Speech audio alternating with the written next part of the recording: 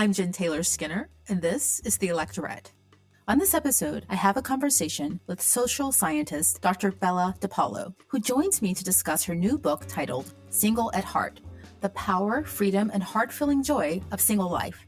The book tackles some long-standing myths about single life and counters the negative narratives and warnings about remaining single, particularly if you choose to remain single for life. Dr. DePaulo challenges these ideas by citing research and studies that show that you can actually have a deeply fulfilling life while single.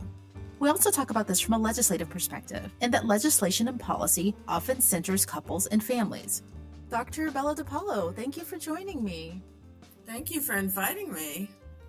So I would like to start, if it's okay with you, with talking a bit about your own story, because I was reading an essay that you wrote for Huffington Post. It's titled, I'm 70 and I've lived alone my entire adult life, right?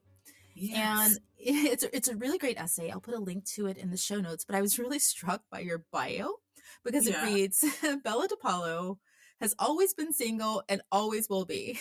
Right. And I laugh because it's so declarative and it's so final, and I just love it. So Yes.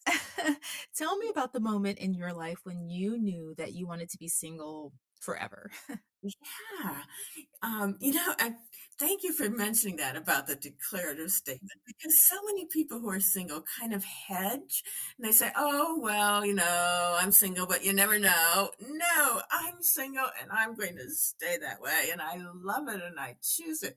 So when I was growing up, I never knew there was such a thing as wanting to be single, choosing to be single, staying single your whole life.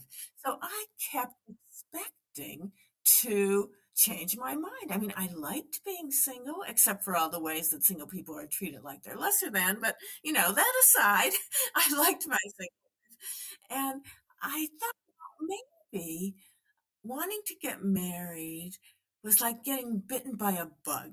And I just hadn't gotten bitten yet. And I don't know when I realized that no, self, you are never going to be bitten. This is who you are. I think it was sometime in my 30s, maybe late 30s. But once I realized that, everything changed because now I knew I could totally invest in my single life. I didn't I no longer thought to myself, well, maybe this will change, maybe I'll want to be in a couple and I'll want to live with someone. No, no, no, never, never, never. And it's just been so joyful to get to live the way that is authentic for me, that's most fulfilling and meaningful for me. So you coined a phrase, single at heart. And with that phrase, you make the distinction between being single at heart and just being single due to, let's say, defeat or disappointment, or it's my plan B, or maybe even out of fear. So what exactly is being single at heart versus all those other ways that you can be single? Right. So people who are single at heart are powerfully drawn to single life. They're not single because, they were unlucky in love or they gave up or they have issues. Everybody has issues. They're single because they love being single. It is, in fact, they are happy and flourishing because they are single, not in spite of it. And they appreciate what single life has to offer, such as the solitude, the option to have as many or as few people in your life as you like. It's a really open minded, open armed, open hearted approach to life where people who are single at heart realize that love is more than just romantic love, and family means much more than mom, dad, and the kids. And intimacy might include sexual intimacy, but it includes other kinds of intimacy as well, such as emotional intimacy. And significant others don't have to be romantic partners. We can find our friends and our family and our mentors and our confidants and our teammates or whoever we value. We can consider them um, significant others, and they are significant others.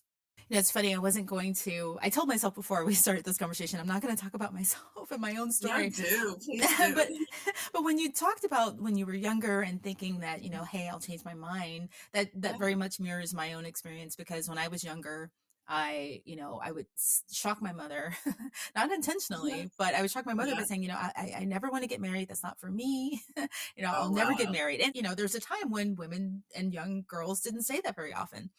Yes. But for me, there was a time when it just kind of flipped. And I know that doesn't happen often for people, but I was Right. very declarative too when I was younger, all the way up Yeah. until much later in life. Yeah. But at one point it did flip, and my husband's probably thankful for that. Okay. But I still remember the joys of living that single Yeah. life, so it Right. does sometimes Yeah. happen, but often it doesn't, and that's Yeah. fine. Right. Right. I'm glad you felt secure enough to say that you wanted to stay single. That's great. So, but you also say, and this is really surprising for me, that there are people who are in relationships who can be single at heart. How does that work? Yes, I had to be persuaded of this. I wasn't so sure, but they persuaded me. First, there's the example that I did think I would find and is clear, which is people who got married realize it's not for them, really just yearn for their single life, the freedom, the solitude, all the opportunities it offers. But they don't want to leave their marriage because their spouse hasn't done anything wrong and they want to honor the commitment they made. So these people are single at heart and they ended up married because it's what they thought they should do, and now they don't want to be mean to their spouse. The other category that I had to be persuaded of are people who are in a committed romantic relationship. They don't want it to end, and yet they tell me, they insist they are single at heart. And what I see among those people is that they have very non traditional relationships. They often have their own space. Either they each have homes of their own, or they have separate spaces in the home that they live in, or they are very good at giving each other space without seeing that as a threat to their relationship. There are people who are more independent within their relationship, financially, in terms of what they do with their time, in terms of um, seeing their friends apart from their spouse. So they do have these single at heart characteristics, including loving their solitude.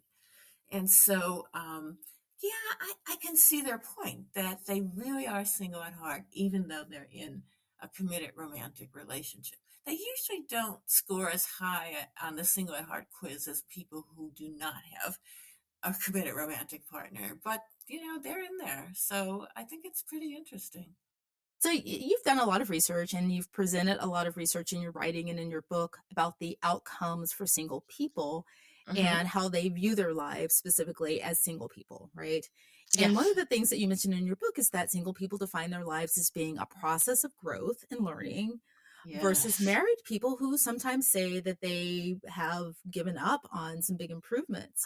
Tell me about Yes. that finding, because I thought that was really interesting. Yeah, Yes. please. Yes, so that was in a study of midlife adults and followed them over the course of a 5-year period and found that the people who stayed single were more and more into learning and growing and new opportunities, and the people who stayed married were less likely to say that. And sometimes they just said they'd given up on learning new things or personal growth and so forth.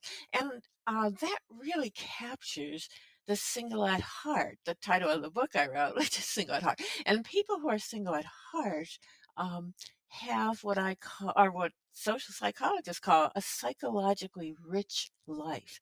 That means they have new experiences and new perspectives, and they get that psychologically rich life by making good use of the freedom they have.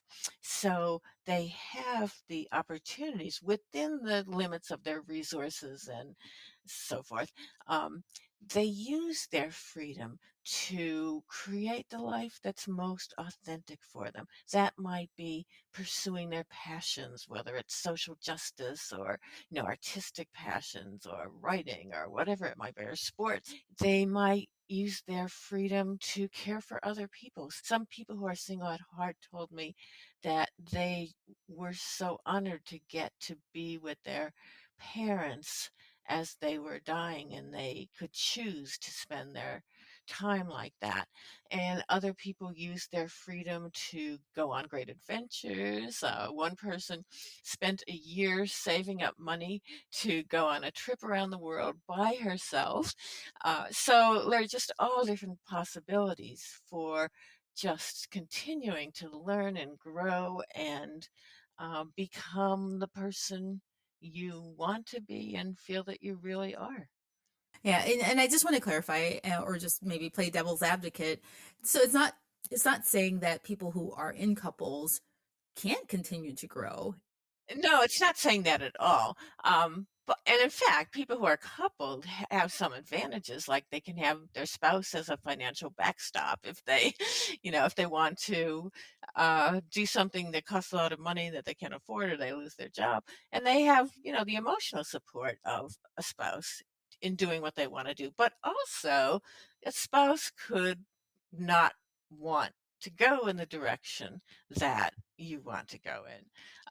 So, for example, when I decided to move across the country and stay there, I had been on the East Coast, the University of Virginia for 20 years, and then I took a 1-year sabbatical at the University of California at Santa Barbara, and I loved it so much I never wanted to go back.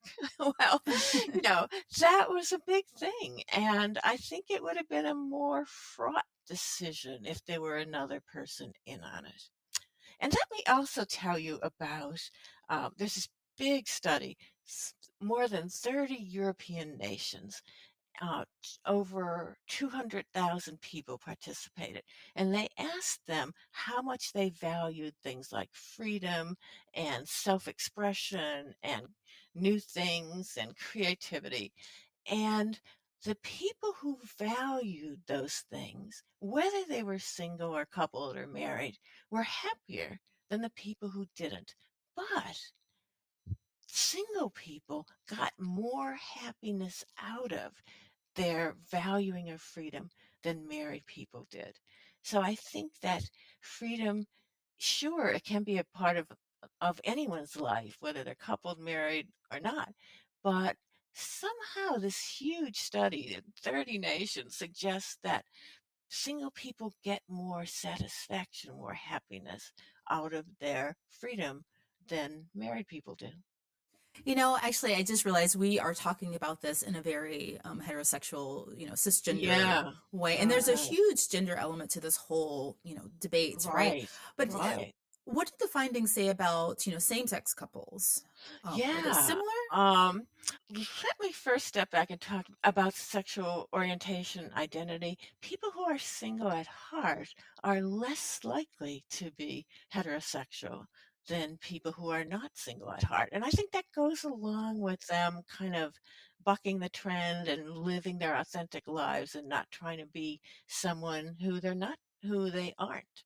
Um, so yeah, I think that I don't have great data on same-sex couples, but I think they would be closer to the single at heart because of not getting slotted into gender roles and being expected to do certain things. Right, right. That makes total sense because I think a part of the lack of freedom that some people may feel or the lack of growth is due Hmm. in part to the gender roles and the expectations Yes. around gender. Right. And Yeah. to be clear, we're talking about women, right? Yes, of It's course. women who lose the most freedom and women who lose, the Yes. opportunity for growth because of childcare and all those other things, Right. right?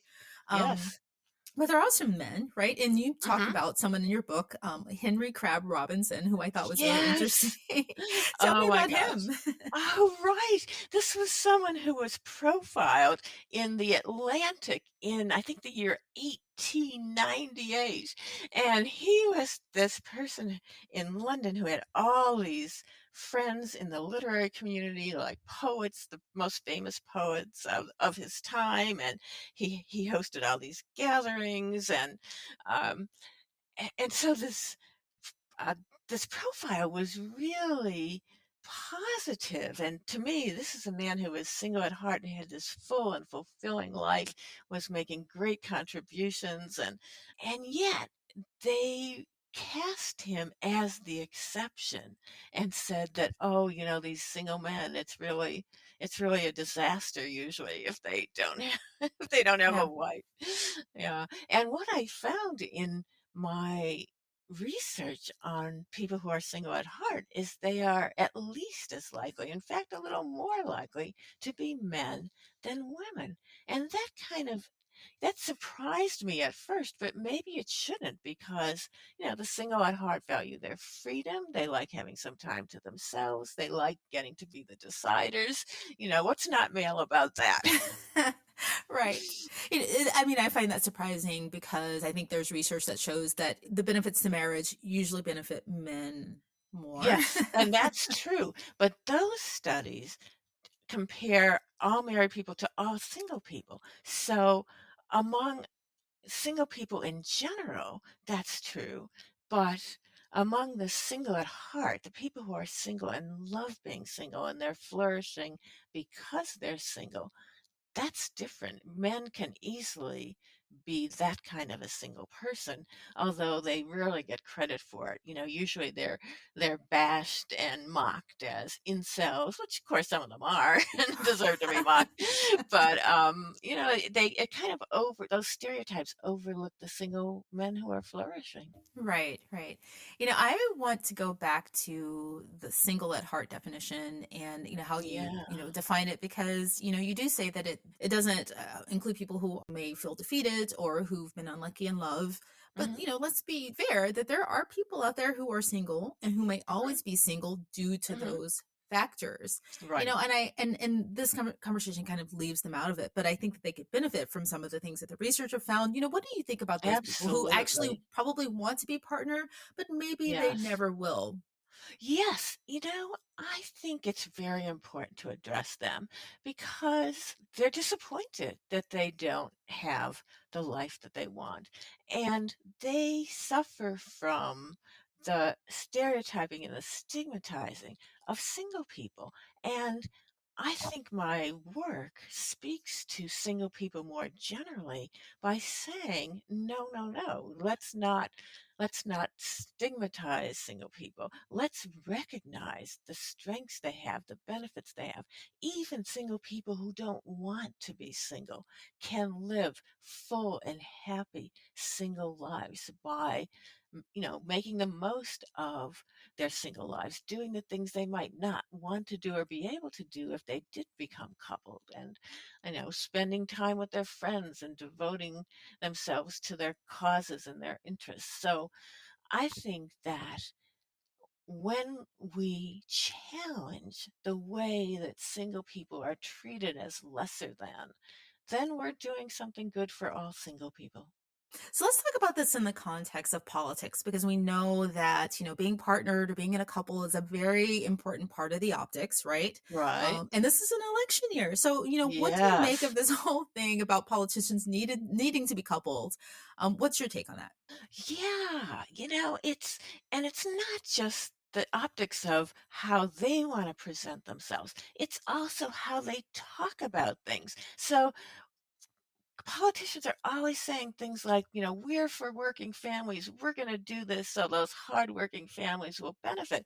Well, that way of talking about things excludes all sorts of people who don't fit their definition of hardworking families. I think it alienates, say, single people without kids. And the irony of that is in alienating those people, they are alienating some of, on the Democrat sides, some of their most supportive voters, especially single Black women, vote overwhelmingly Democratic. So they should use language that includes them. And I think they also should be less hesitant to appear uncoupled and to highlight the other people in their lives. Like, why not bring on your closest friends that have been with you forever when you accept a victory or, you know, concede a defeat? So I think that by focusing on these kinds of words and images, they think they're appealing to a certain part of the electorate, which they probably are, but they're also losing out on people who could be on their side and who want to be included. And also consider how silly the term is, working families. Yeah, I mean, employers don't hire families, and some people in families are not great workers, like 2-year-olds. They're not that great as employees. Oh, you're so right. That you gave me a lot of food for thought. I hadn't really thought about it that way, but Yeah. when you lay it out that way, Mhm. the political narratives, Yeah. center families and couples, right? Right. Yeah, of course. Legislatively, they're centered, our tax Yes. code, like everything Right. kind of Yes. revolves around, and then, I think that the uncoupled part of our society is growing, right? It Because of these is. freedoms that you've mentioned. So that's something that I think Absolutely. politicians should pay attention to. Absolutely.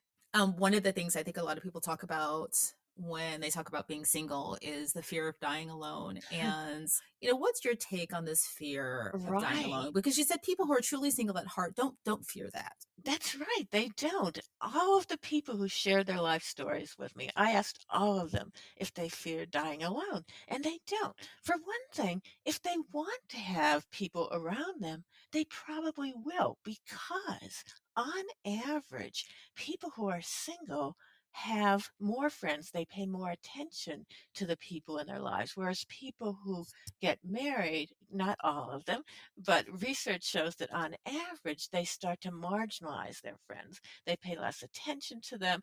They pay less attention to their, to their parents once they get married. And so they are really focused on one particular person who may not be there once they are dying, right?